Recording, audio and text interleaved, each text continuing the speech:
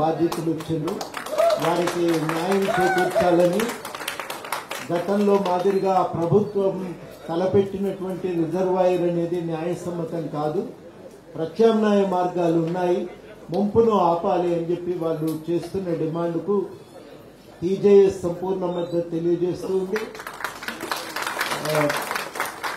అక్కడ గద్వాల జిల్లా నాయకులు ప్రకాష్ గౌడ్ నేతృత్వంలో ఆ ఉద్యమానికి సంఘీభావాన్ని కూడా తెలుపుతా ఉన్నాం. వారికి న్యాయం చేకూర్చడానికి మా వంతు ప్రయత్నం చేస్తామని హామీ ఇస్తూ, మిత్రులారా మీరు కూడా ఒక నిమిషం, చిన్నోనిపల్లె మిత్రులు కూడా ఒక నిమిషం అక్కడే నిలబడితే నేను ఒక 5 నిమిషాల్లో, పొద్దున్న నుంచి అందరూ మాట్లాడిండ్రు కదా, కథంతా ముగిసినాక కథ సారాంశం ఏంది అని ప్రశ్న అడుగుతాం మనం ఎప్పుడు కూడా. ఈ కథ నుంచి ఏం నేర్చుకున్నారని కూడా అడుగుతాం. రోజంతా విన్నారు కదా, ఏం అర్థమైంది అని. చాలా కీలకమైన విషయం ఏంటంటే 10 ఏళ్ల కాలంలో తెలంగాణ రాష్ట్రం ఏర్పడిన తర్వాత ఏ పునర్నిర్మాణం జరుగుతుంది అనుకున్నామో, ఏ ప్రజాస్వామిక నిర్మాణం జరుగుతుంది అనుకున్నామో ఆ నిర్మాణం జరగలేదు. ఆ నిర్మాణం జరగకపోగా 10 ఏళ్ల కాలంలో తెలంగాణ మరింత విధ్వంసానికి గురైంది.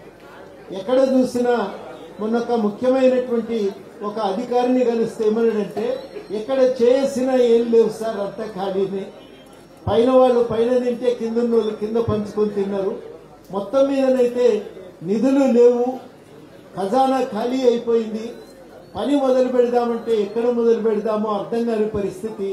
అది మన రాష్ట్రానికి ఉన్న ఈ సన్నివేశంలో వాస్తవానికి కేంద్ర ప్రభుత్వం కూడా మనకు అందించవలసిన సహాయం అందించలేదు. వెనుకబడిన మిత్రులు చాలా వివరాలు చెప్పిండ్రు. వెనుకబడిన ప్రాంతాలుగా మనకు రావాల్సిన నిధులు కానీ, మనకు రావాల్సినటువంటి హార్టికల్చర్ యూనివర్సిటీ కానీ, వరంగల్లో కోచ్ ఫ్యాక్టరీ కానీ, అది ఎన్నికలు వస్తే ఎన్నికల అవసరార్థం వ్యాగన్ ఫ్యాక్టరీగా మార్చిండ్రు తప్ప, గూడ్స్ వ్యాగన్ ఫ్యాక్టరీగా మార్చిండ్రు తప్ప ఇప్పటికీ కూడా కోచ్ ఫ్యాక్టరీ అనేది మనకు రాలేదు. ఈ వివక్షత కేంద్రం నుంచి కొనసాగుతూనే ఉంది. ఇది కూడా పోవాలి. రాష్ట్రాలకు ఒక ప్రత్యేకమైన అస్తిత్వం ఉంటుంది, దాన్ని గుర్తించాలని కూడా మనం కోరుతున్నాం. ఇవాళ ఈ సభ పెట్టడానికి స్ఫూర్తి మనకు మొన్న 2023 ఎన్నికల్లో సాధించినటువంటి విజయం. 2023 ఎన్నికల్లో సాధించిన విజయం అనేది ఏ ఒక్కరిదో కాదు, అది 50 మంది తెలంగాణ ప్రజలు సాధించినటువంటి విజయం. అందరం కలిసి ఒక నిరంకుశ పాలన పోవాలనుకున్నాం. ఆ నిరంకుశ పాలకులను గద్దెదింపి తెలంగాణలో ఇలా విముక్తిని సాధించిన ప్రతి ఒక్కరు కూడా ఏమంటున్నారంటే, ఏ వస్తాయి పోతాయి తర్వాత ముచ్చట కానీ ముందైతే నిరంకుశ పాలన పోయింది. ప్రగతి భవన్ కాడ కంచెలు తీసేస్తుంటే నిజంగా మనకు వచ్చేది లేదు పోయేది లేదు, కానీ మన ఇంటి చుట్టూ కంచెలు తీసేసినట్టుగానే మనం అందరం కూడా భావించడం జరిగింది. ఒక భారం దిగిపోయినట్టుగా, ఒక అహంభావపూరితమైన పాలకులు ఒక వారి దుర్మార్గ పాలన అంతమైనట్టుగా ప్రజలు భావించారు. ఆ స్ఫూర్తితో మనం ఆ రోజు ఆ నియంతృత్వ పాలకులను ఓడిస్తే ఆ స్ఫూర్తిని ఇవాళ మనం కాపాడుకోవటం, హరగోపాల్ గారు చెప్పినట్టు ఆ ప్రజాస్వామిక స్ఫూర్తిని కాపాడుకోవటం ఇవాళ మన ప్రథమ కర్తవ్యం. ఆ ప్రజాస్వామిక స్ఫూర్తిని కాపాడాలి. అందుకనే ఎన్ని సమస్యలు వస్తున్నాయంటే మాకే ఆశ్చర్యం. చిన్నోనిపల్లి రిజర్వాయర్ గురించి వాళ్లే పరిష్కరించవచ్చు, కానీ పరిష్కరించలేదు. ఆంధ్ర ప్రాంత ఉద్యోగుల మీకు సంబంధించిన ఫైలు ఆయన టేబుల్ మీద ఎన్ని నెలలు ఉన్నదో ఎవరు దాన్ని బయటికి తీసి ఆయన టేబుల్ మీద పెట్టడానికి సాహసం చేయలే. ఆయన అడిగితే తీయాలి తప్ప మేమేం చేయగలుగుతామన్నారు. పబ్లిక్ రంగ సంస్థల విభజనను ఎంత నిర్లక్ష్యం చేసిందంటే అంతకంటే పెద్ద దుర్మార్గం అనేది మరొకటి ఉండదు. ఇన్ని రకాలుగా ఒక అన్యాయం జరుగుతుంటే ఒక వివక్ష పూరితంగానే కేంద్ర ప్రభుత్వం వ్యవహరించింది. తెలంగాణ ఏర్పాటుని తప్పుబట్టిండ్రు, తెలంగాణ విభజనని వాళ్ళు తప్పుబట్టిండ్రు తప్ప వాళ్ళు న్యాయం చేకూర్చేటువంటి ప్రయత్నం అయితే తెలంగాణకు చేయలేదు. ఇది నా దృష్టిలో కీలక అంశం. భారతదేశంలో రాష్ట్రాల కూర్పు అనేది నిజంగా అంబేద్కర్ రచనలు ఈ విషయంలో మనం చూడాలి.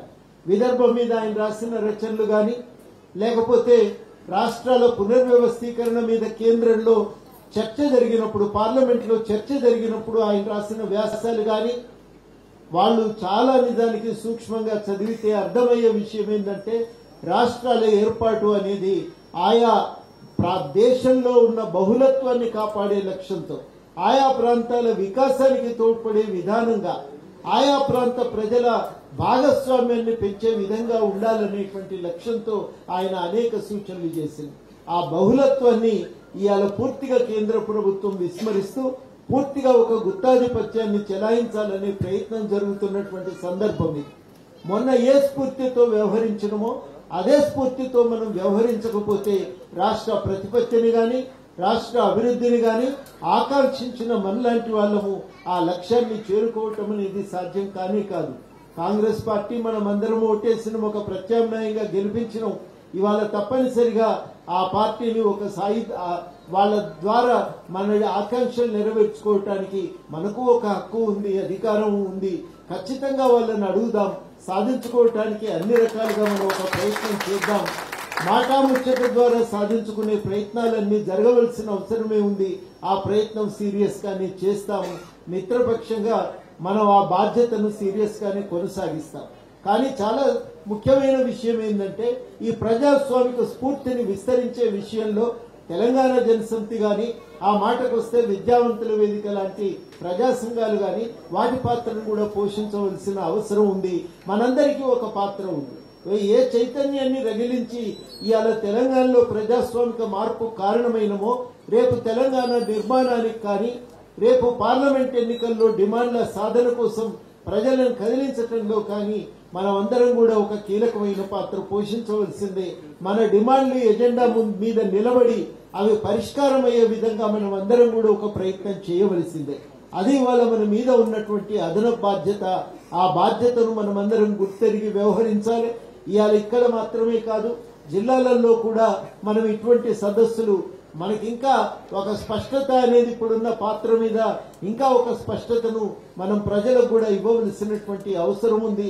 దానికోసం ఈ సదస్సులను ఇక్కడితో ముగించకుండా జిల్లాలలో కూడా మనం ఏర్పాటు చేసుకుని కొనసాగించవలసిన అవసరం ఉందని అందరికీ కూడా ఈ సందర్భంగా విజ్ఞప్తి చేస్తూ ఈ రోజు ఈ సమావేశ నిర్వహణకు తోడ్పడిన వారందరికీ కూడా అరుణ్ వచ్చి ఇక్కడ మాట్లాడి అందరికీ వందన సమర్పణ చేస్తారు. ముఖ్యంగా పొద్దున్న నుంచి ఈ మా పార్టీ రాష్ట్ర ఆఫీస్ బేరర్స్ అందరి తరఫున ధర్మార్జున్ నెచ్చిన చాలా బాధ్యతలు ఆయన మీదనే వదిలిపెట్టినందుకు వారికి కూడా ఈ సందర్భంగా ప్రత్యేకంగా కృతజ్ఞతలు తెలుపుతూ పోలవరం ముంపు బాధితులకు శాశ్వత పరిష్కారం చూపించాలి. 100% ఇంకా అంగీకరిస్తారు.